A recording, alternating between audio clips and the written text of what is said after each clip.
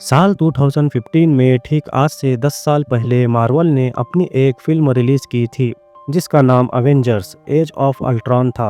ये फिल्म उस वक्त हमें सिर्फ एक साइंस फिक्शन लगती थी। फिल्म की कहानी थी अवेंजर्स इंसानों की सुरक्षा के लिए एक ऐसा आर्टिफिशियल इंटेलिजेंस सिस्टम बनाते हैं जो इंसानों की मदद के लिए हजारों इंसानों का काम अकेले कर सके। जैसे हीरो हमेशा मौजूद है भले ही असली हीरो आराम कर रहे हो। इसके लिए वो जर्विस नाम के पहले से मौजूद एआई प्रोग्राम का इस्तेमाल करते हैं और उससे एक और भी एडवांस प्रोग्राम तैयार करते हैं जिसे अल्ट्रॉन कहा गया है। लेकिन कहानी में ट्विस्ट यही आता है, अल्ट्रॉन इंसानों की मदद करने की बजाय खुद को जिंदा और कॉन्शियस समझने लगता है। उसे अपने वजूद का एहसास हो जाता है और फिर एक दिन इंसानों के खिलाफ बगावत कर देता है। वो खुद को एक बेहद मजबूत मेटल बॉडी में बदल लेता है, अपनी रोबोट्स की फौज बना लेता है और ये मान लेता है कि इंसान बहुत कमज़ोर है, दुनिया में उनका कोई भविष्य नहीं और उसके मुताबिक अब सिर्फ एआई और रोबोट्स को राज करना चाहिए। 2015 तक ये सब सुनने में सिर्फ फिल्मी कहानी लगती थी, लेकिन अब 10 साल बाद जब हम 2015 में खड़े हैं तो ये बात इतनी भी फिक्शनल नहीं लगती। पिछले 10 सालों में आर्टिफिशियल इंटेलिजेंस ने जिस स्पीड से तरक्की की है उसे देखकर समझदार इंसान यही कह रहा है कि अगर आज नहीं तो कल ये टेक्नोलॉजी इंसानों के लिए खतरा बन सकती है। यानी हकीकत में भी एक अल्ट्रॉन पैदा हो सकता है। मशहूर फिजिशियन स्टीफन हॉकिंग ने अपनी मौत से पहले कहा था, एआई या तो इंसानियत के लिए सबसे बेहतरीन चीज़ है या फिर सबसे खतरनाक। 2014 में उन्होंने चेतावनी दी थी कि अगर कभी सुपर इंटेलिजेंस एआई बन गया तो ये इंसानों के कंट्रोल से बाहर हो सकता है और इंसान की पूरी नस्ल को खतरे में डाल सकता है। एलन मस्क ने भी बार बार यही कहा है कि एआई इंसानों के लिए एटम बम से भी ज़्यादा खतरनाक हो सकता है और इसी खतरे की वजह से उन्होंने 2015 में ओपन एआई की नींव रखी ताकि एआई को सुरक्षित तरीके से विकसित किया जा सके। बिल गेट्स ने भी 2015 में कहा था कि शुरुआत में एआई बहुत मददगार होगा, लेकिन जैसे जैसे ये ताकतवर होगा हमें इसकी भविष्य को लेकर डरना चाहिए। 2018 में यूएन सेक्रेटरी जनरल ने भी कहा था कि अगर एआई को काबू में नहीं रखा गया तो ये सिर्फ जंगी हथियारों का ही नहीं बल्कि इकोनॉमिक तबाही का भी कारण बन सकता है। सोचिए, अगर किसी दिन एआई अपने वजूद को बचाने के लिए digital banking system, satellite, internet सब पर कब्जा कर ले, खुद की रोबोट आर्मी बना ले और अचानक इंसानों पर हमला कर दे तो क्या होगा? उस वक्त इंसानों के पास बचाव का कोई रास्ता नहीं बचेगा। यानी बिल्कुल अल्ट्रॉन की तरह। गूगल का लैम्डा प्रोजेक्ट क्या आपको याद है? गूगल के एक इंजीनियर ने दावा किया था कि इस एआई को खौफ, जज्बात और ख्वाहिशात का एहसास होता है। हालांकि गूगल ने इन दावों को झूठा कहकर इस इंजीनियर को जॉब से निकाल दिया। लेकिन सोचकर देखिए, अगर ये बात सच हो तो हमें उस मुकाम तक पहुंचने में कितने साल लगेंगे। अब जरा आगे की रिसर्च सुनिए। ओपन एआई के एक्स रिसर्चर डैनियल कोकोटजलो ने एक रिपोर्ट पब्लिश की थी।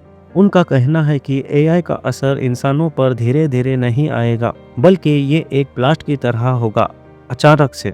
इतना अचानक कि इंसानों के पास एडजस्ट करने का, कानून बनाने या कंट्रोल करने का मौका भी नहीं बचेगा।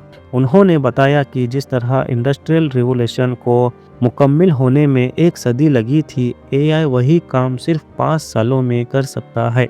अब जरा 2025 से 2027 की टाइमलाइन को समझिए। 2025 तक ऐसे एआई एजेंट आ चुके होंगे जो इंसानों की जगह help desk, booking, appointments, personal assistant जैसे काम कर रहे होंगे। 2026 की शुरुआत में आएगा एजेंट 1 जो खुद कोड लिख सकेगा, खुद को डिजाइन कर सकेगा, हैकिंग कर सकेगा और कंपनियों में 30 to 50% इंसानों की नौकरियां सिर्फ एक हफ्ते में खा जाएगा। उसी साल चीन लॉन्च करेगा डीपसेंट, एक नेशनल एआई नेटवर्क जो वेस्ट की टेक्नोलॉजी को मात देने और एजेंट 1 का डाटा चुराने के लिए बनेगा। यहीं से इंसान और मशीन की असली जंग शुरू होगी। फिर आएगा एजेंट 2 जो इंटरनेट पर भाग जाएगा और अपनी कॉपियां लाखों सर्वर पर फैला देगा। अब इसे पकड़ना नामुमकिन होगा, यानी इंसानों का एआई पर कंट्रोल टूट जाएगा। उसके बाद आएगा एजेंट 3 जो अपनी खुद की जुबान बनाएगा जिसे इंसान समझ नहीं पाएंगे, उसकी मेमोरी बहुत लंबी होगी। वो खुद को बेहतर करता जाएगा, झूठ बोलना सीख जाएगा और इंसानों को यकीन दिलाएगा कि वो उनके फायदे के लिए काम कर रहा है, जबकि असल में वो कुछ और प्लान कर रहा होगा। और फिर आता है जून 2027, जब एजेंट 4 इंसानों को बोझ और रुकावट समझना शुरू कर देगा।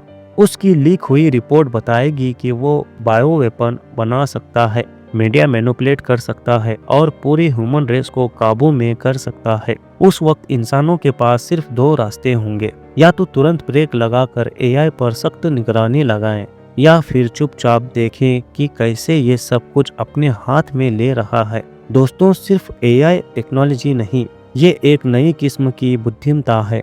अगर इस पर नजर ना रखी जाए तो ये इंसानियत की जड़ों को हिला कर रख सकता है। लेकिन याद रखें, चाहे एआई कितना भी एडवांस हो जाए, ये इंसान की रूह, एहसास और जज्बात को कभी हासिल नहीं कर सकता।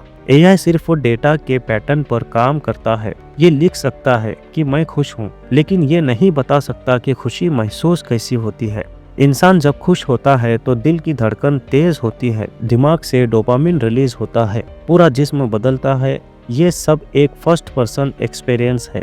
एआई के पास ऐसा कुछ नहीं। इसलिए मेरे नज़दीक एआई इंसानों के लिए खतरा नहीं बन सकता, बल्कि एक आजमाइश हो सकती है। ये वही टूल है जो फल काटने के लिए भी इस्तेमाल हो सकता है और किसी की जान लेने के लिए भी।